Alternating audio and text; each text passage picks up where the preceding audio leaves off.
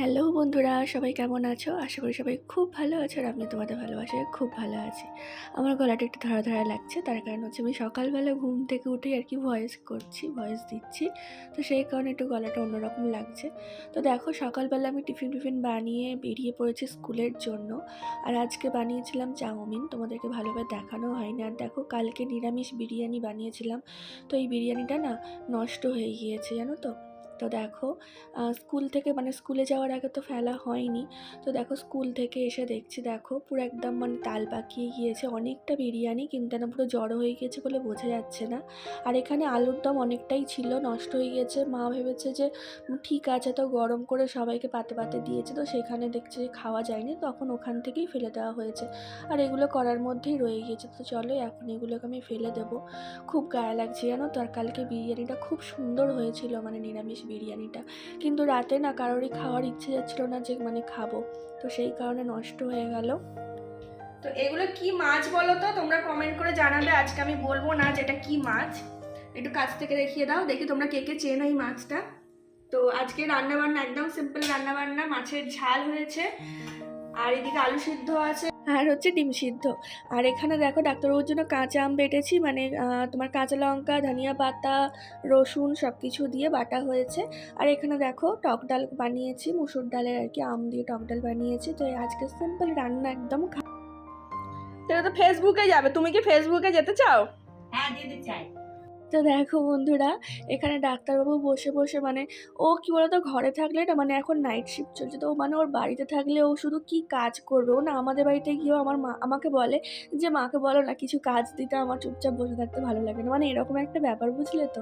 ওর শরীর খারাপ থাকলেও কাজ করে যাবে, এরকম একটা ব্যাপার। তো আমাদের রান্নাঘরে ডাইনিং টেবিলের চেয়ারগুলো না, চেয়ারের ভেলভেটগুলো আর কি, উপরের ভেলভেটগুলো না একটু পুরাতন, পুরানো হয়ে গিয়েছে, তো 10 বছর হয়ে গিয়েছে, তো একটু কেমন হয়ে গিয়েছে, কভার পরিয়ে রাখা হয়।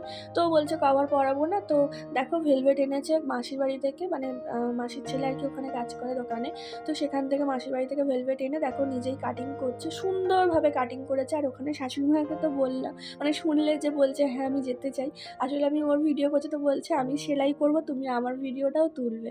তো দেখো, ও সুন্দর করে কাটিং করে একদম রেখে দিয়েছিল, সুন্দর সুন্দর, একদম পুরো সুন্দর করে কাটিং, শুধু জাস্ট ধার থেকে সেলাই করে দিলেই হবে, মাপ করে একদম পুরো কাটিং করে দিয়েছিল। আর তারপরে শাশুড়িমা বসে বসে দুদিন ধরে বসে বসে সেলাই করেছে। আর ওর অনেক দিনই লেগেছে কাটিং করতে, কারণ 4টে চেয়ারে সুন্দরভাবে কাটিং করতে। তার মধ্যে পেশেন্ট চলে আসছে, আমরা ছেলেকে জল খাওয়াতে যাচ্ছে, একভাবে তো বসে তো কাজটা করেনি। তো 2-3 দিনের মতো লেগেছে ওর কাজটা করতে। তো সুন্দর সুন্দর করে কাটিং করে করে দেখো একদম মাপ নিয়ে নিয়ে কাটিং করছে। তো এই হচ্ছে আমার লেন্স, ঠিক আছে, আমার খুব পছন্দের। কিন্তু কোথায় ছিল, ডাক্তারবাবু আজকে বের করলো, তাই না? এটা কোথায় ছিল জানতাম না। তো যাই হোক, এটা এখন ফেলে দিতে হবে। ফেলে দাও, কিন্তু এই ডিব্বাটা রেখে দিও, হ্যাঁ। তো সন্ধ্যাবেলা খুব খিদে পাচ্ছিলো, তো সেই কারণে ভাবলাম একটু ঝুড়ি ভাজার প্যাকেটটা কাটি। আর তার আগে তোমাদেরকে দেখিয়ে দিই যে এই চানাচুরটা আর এই ঝুড়ি ভাজাটা মা পাঠিয়েছে, মা প্রতিবারই পাঠায়। আর এই যে ঝুড়ি ভাজাটা দেখো, লোকনাথ ঝুড়ি ভাজা, আমার ভীষণ পছন্দের। মা আগের বারেও একটা পাঠিয়েছিল, সেটা না লোকনাথ ছিল না, তো সেটা না পড়ে পড়ে নষ্ট হয়েছে, খাইনি, এরকম একটা ব্যাপার। কিন্তু এটা আমার খুব পছন্দের। তোমরা যদি কিনে না খেয়ে থাকো লোকনাথটা, তোমরা একবার খেয়ে দেখো, আমার তো ভীষণ ভালো লাগে। আর এই যে সত্যেনের চানাচুর, আমার ভীষণ ভালো লাগে। তো সেই কারণে কি বলো তো, বাপের বাড়িতে গেলেই না মা এটা পাঠিয়ে দেয়। আর বা বোন এলে, বাপি এলে, যেই আসুক আমার জন্য চানাচুরটা নিয়ে আসে, কারণ এখানে না আমি ভালো চানাচুরটা পাই না, বুঝলে তো, এই সত্যিনের চানাচুরটা পাই না। তো তারপরে দেখো, এটা হচ্ছে পরের দিনের ভিডিও। আমি না স্কুলে যেতে পারিনি, শরীরটা খুব খারাপ লাগছিল।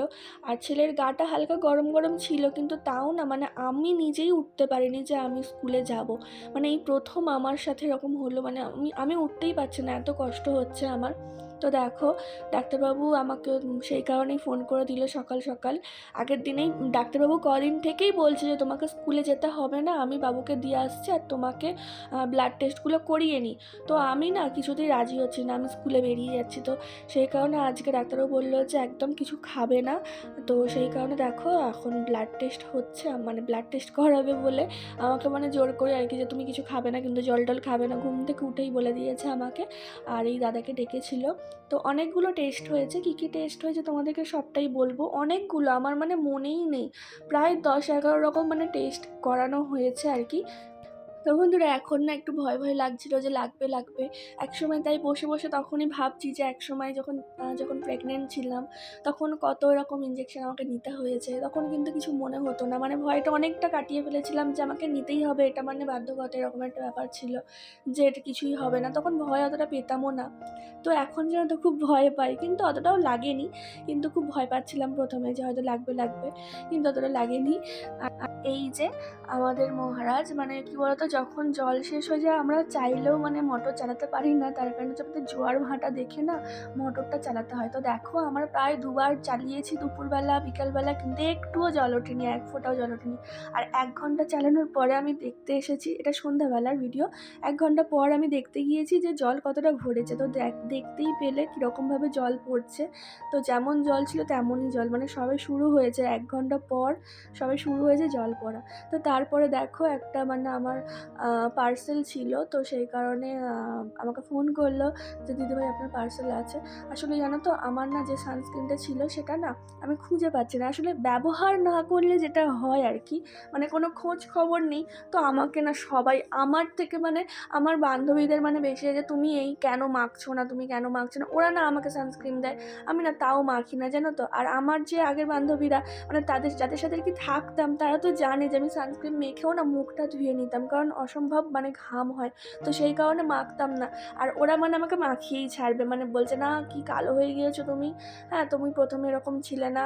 তুমি অবশ্যই একটা মাখো বা আমাদেরটা মাখো এখন।" এরকম একটা ব্যাপার। তো সেই কারণে আমি ওটা খুঁজে পাচ্ছি না।